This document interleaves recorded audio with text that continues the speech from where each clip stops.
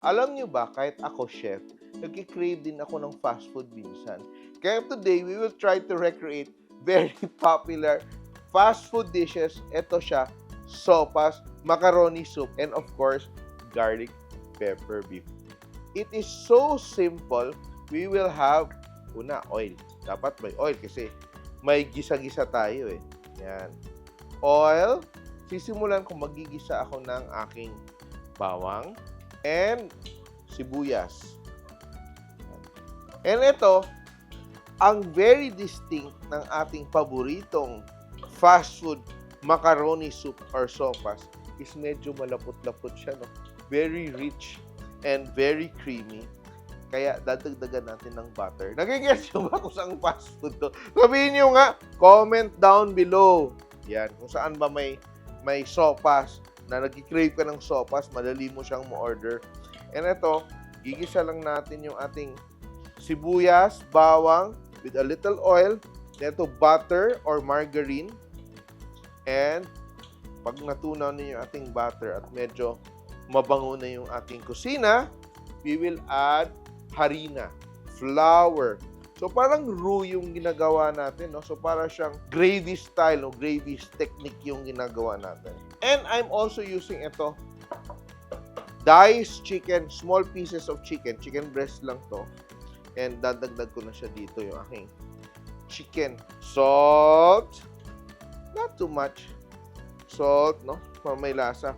Isa, we want our chicken to be cooked. And lalagay ko na rin yung aking, guess what?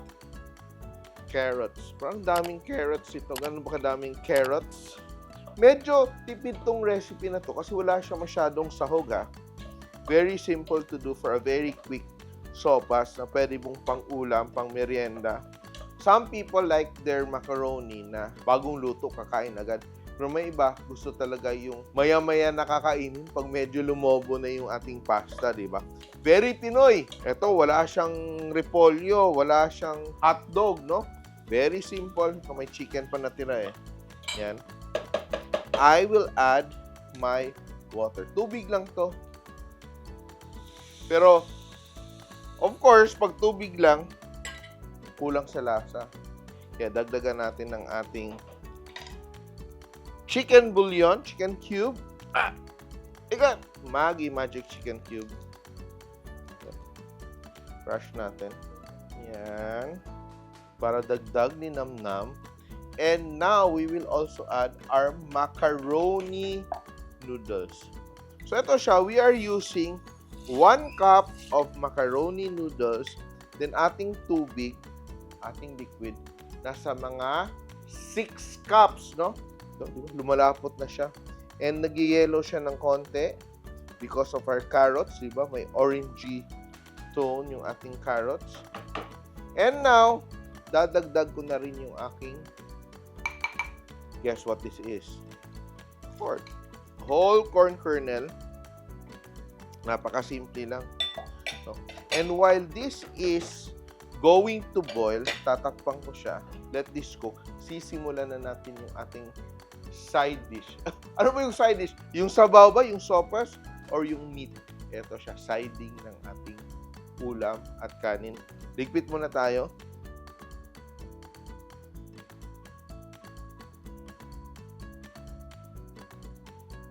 And eto, meron tayong beef. Ito yung beef ko, simple lang, sangyup cut. Masarap kasi may konting taba, di ba? And we will marinate it very simple lang. Soy sauce, classic na Maggi Savor, garlic. So ito muna pang palasa natin. Then meron akong pa-black pepper ng konti.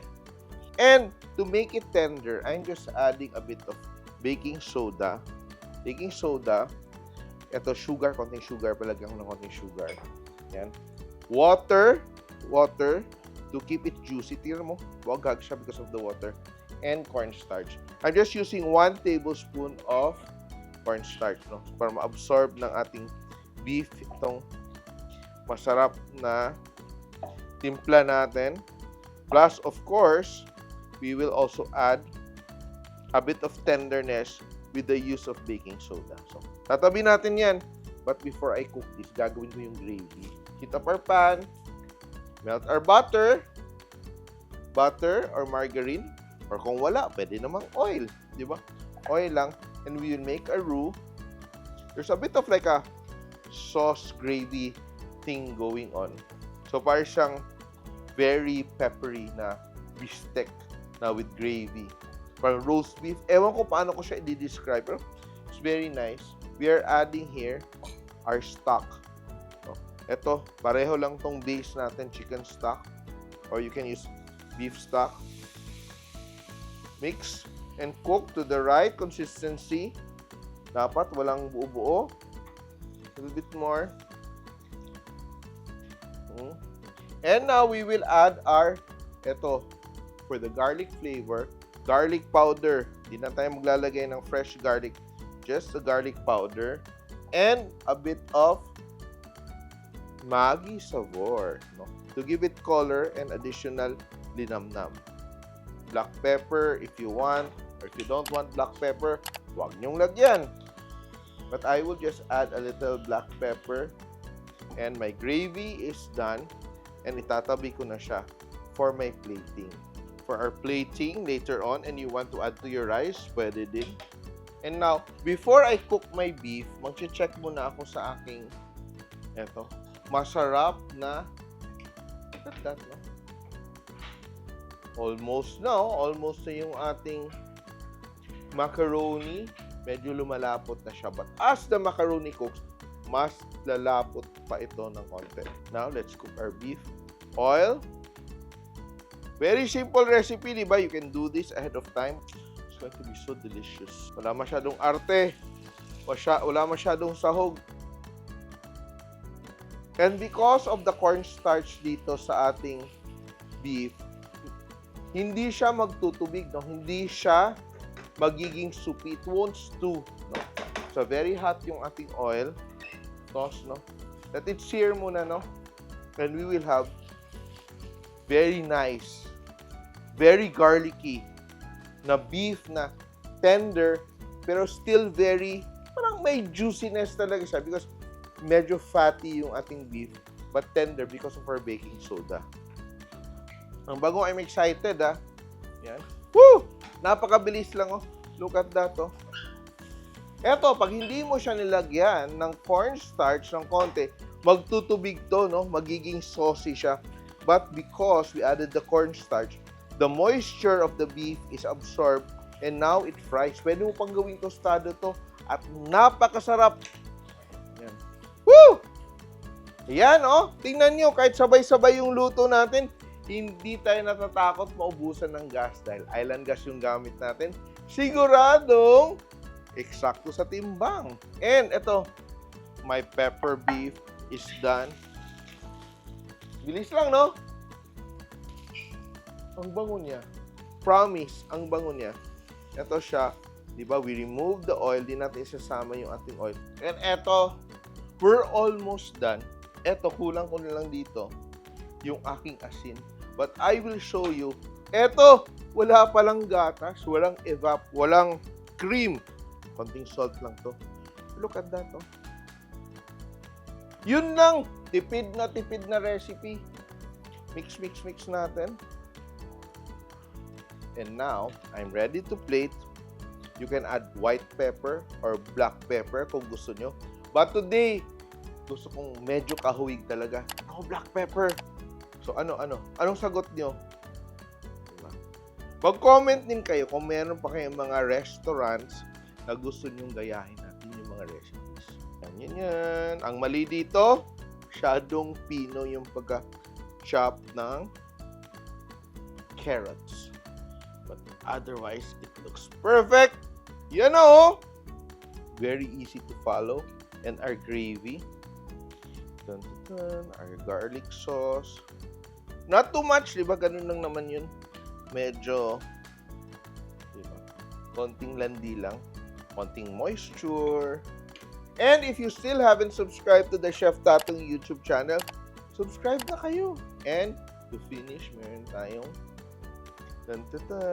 Kaya don't forget, kung may gusto kayong mga recipes, mga requests, comment down below and we will try to recreate your favorite recipes. And ito, sisimulan natin.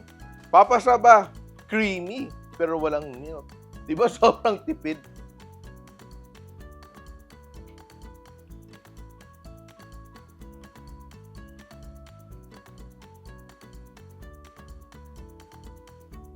Mm. Ito siya. Dikit na dikit. Seryoso. Believe me. Try nyo nga lutuin. Then sabihin nyo sa akin na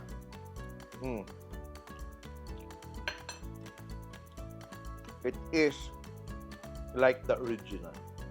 Garlic pepper beef. Bilis lang, pupunta ka lang dun sa Korean store, bibili ka ng samgyupkat, meron ka ng ulam, no? No rice. No rice tayo today.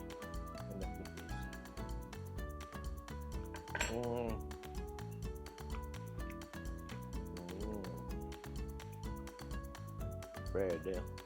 Hindi ako sigurado kung available pa rin tong garlic pepper beef, pero if you're craving it, you can now do it at home. And eto, very delicious, very satisfying, simple, straightforward recipes. Yeah, try this at home. Ating garlic pepper beef and our creamy sopas ala simple.